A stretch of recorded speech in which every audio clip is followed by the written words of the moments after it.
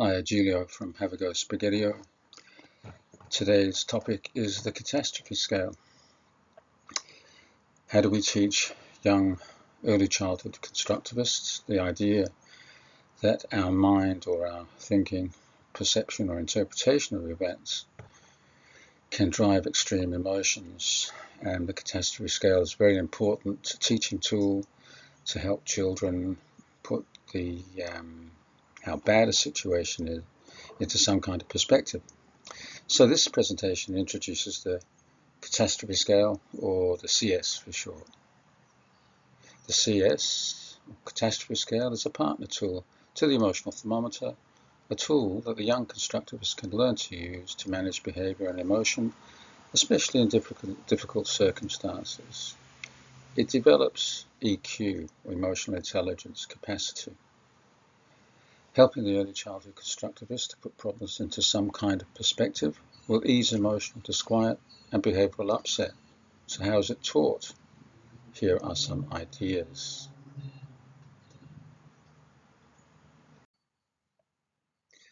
Here we visit again the story of Arthur.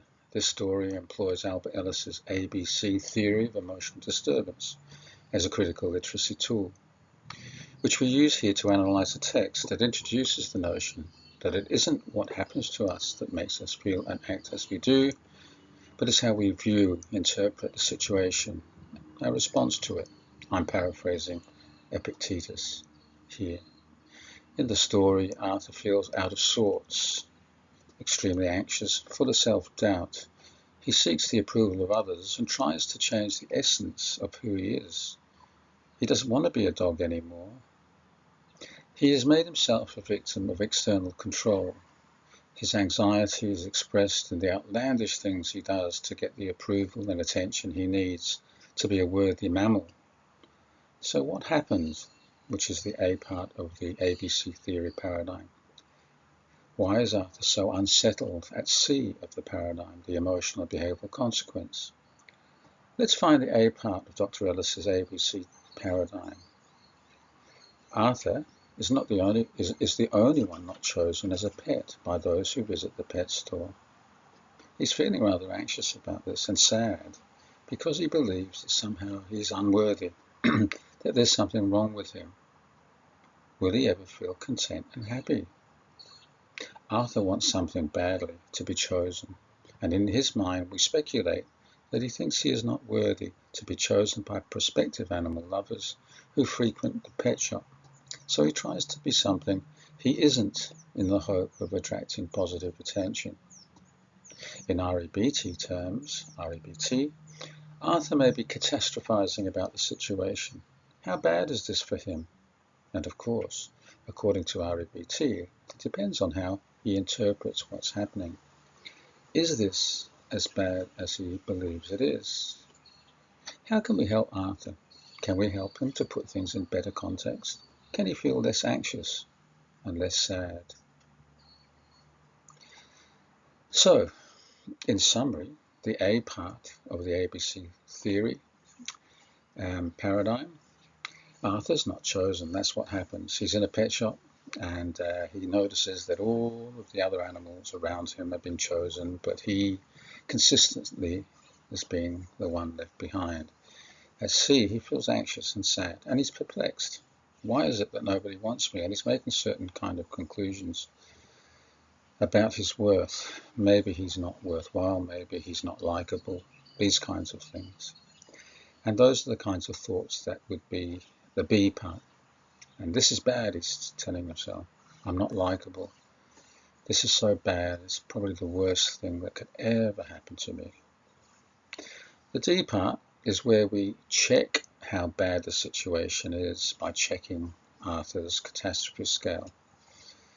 And eventually, hopefully, when Arthur applies his CS understanding and puts this situation to some kind of perspective, he will change the way he thinks and feels about the situation.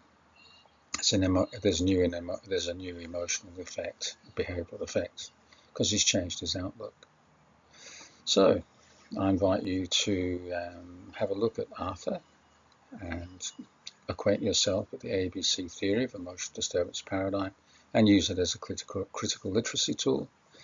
And in doing so, you are imparting to your young early childhood constructivists the idea that thinking, feeling, and behaving are all interconnected. We'll look at the D part of the ABC theory of emotional disturbance in the next slide. Here is the catastrophe scale, or a version of it, that we'll use here to explain the function or purpose of the catastrophe scale in teaching, daily teaching and counselling practice. It's simply a scale, and children will learn bad things happen, but how bad are they? This scale provides a sense of how things are compared to others. Arthur might see his situation as never ending and untenable, but can he survive the trauma of not being chosen? What if he isn't chosen ultimately? What then? Let's brainstorm with the children how Arthur may be feeling. The children might offer words like sad, worried, and other associated words. How is he acting?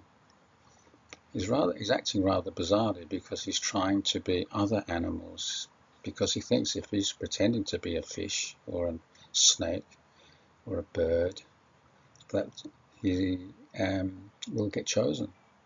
Let's speculate as to why he feels and acts like this.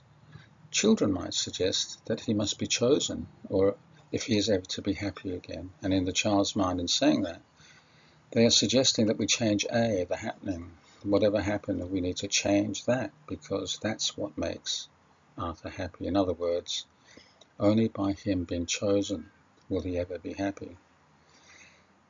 But is this really the case? Can he really suffer and tolerate having to stay in the pet shop? But what is his thinking about the situation? Could this have something to do with the strength of emotion he's experiencing? And this is what we want to help our young early childhood constructivists understand, that strength of emotion is linked to how we think about things, how we perceive or interpret, assess situations. Does his assessment of the situation make him feel more anxious and sadder? Let's consider this problem in relation to other possible problems, and here we might brainstorm with the children. What kind of things, if they were a dog, would be concerns for them? Losing his bone, maybe. He's put it somewhere, can't find it. Not being chosen by prospective pet owners. Breaking a leg, having to go to the vet. Having no friends at all. Having no food and water to drink. Having a sore throat. And others that might be suggested. So we might, and jointly with the students, put them in some kind of order of badness. And the idea is that though Arthur's not been chosen, it's not necessarily the worst thing that can happen. So again, just to summarize, we're using Albert Ellis's ABC theory of emotional disturbance to analyze it's a popular story. We're looking at the A situation, what happened in Arthur's case, how he feels and how he acts. What's his thinking or his perception or interpretation of what's happening? And the D part is when we construct the catastrophe scale, because when we do that, we're helping the child and Arthur put into perspective the badness of the situation. And in doing so, we're challenging the belief at B that this is the worst thing that could ever happen. Because according to Arthur's catastrophe scale, there's other things worse than that. And E is a new emotional and behavioural response or outlook. So theoretically, Arthur can feel better at C and act more reasonably at C, not because someone's chosen him and rescued him from his predicament, but because at D he's challenged the irrational belief that this is the worst thing that could happen to him. So emotional literacy is the ability to identify, understand, express, and manage emotions in oneself and others, according to AI on the internet. Emotional intelligence, or EQ, is having the ability to regulate how we feel and behave, especially when challenged. Ellis, Dr. Albert Ellis, creator of rational emotive behavior therapy, teaches us that as our belief constructions or belief rules affect how we feel and behave, then we can learn to monitor how we are feeling and to check in on our thinking, our mental assessment of the situation. The latter capability is a feature of metacognition, which develops later from the ages of 12 to 15 years. If we can teach these rudimentary ideas from an early age, then we set the children up for success. Teachers can add to their literacy program and include emotional literacy, as demonstrated by the Arthur analysis. Here we are using the ABC theory of emotional disturbance as a critical literacy, EQ, emotional intelligence tool. We're doing two things at the same time.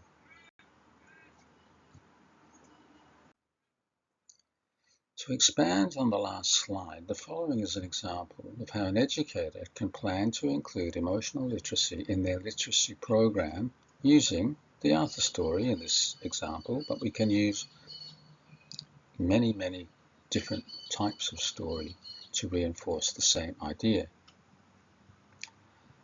There are activities designed to develop children's literacy learning.